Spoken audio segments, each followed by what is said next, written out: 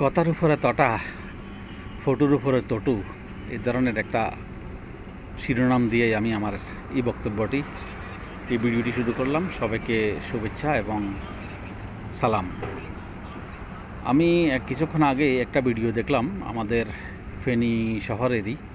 সেখানে বনি আমিন, যিনি একজন ইউটিউবার এবং কিছু জার্নির উপরে বা ভ্রমণের উপরে অনেকগুলো ভিডিও করেন, দেশান্তরে হন, দেশ বিদেশে যেখানে যান তিনি ভিডিও করেন। তবে সেই হিসাবে তার একটা ধারাবাহিকতায় দেখতে পেলাম উনি ফেনীতে একটা এই ধরনের একটু যে ভ্রমণের উপরে একটি সেখানে ভিডিও করেছেন। ভিডিওতে তিনি বলেছেন ফেনীকে তিনি ইংরেজিতে বলছেন ফেনী, FENI, ফেনী অর্থাৎ ইংরেজিতে হয় নাকি ফেনাই শব্দটা হয়, এরকম একটা কথা উনি উল্লেখ করছেন। তো আমি আসলে এই ফেনাই এর উপরে উনি অনেকগুলো কথা বলেছেন, সেখানে ভালো মন্দ মিলেই।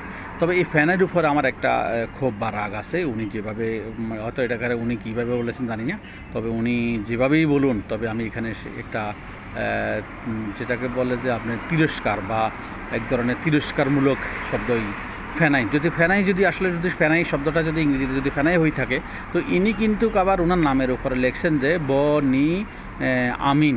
বনি আমিন, BONI।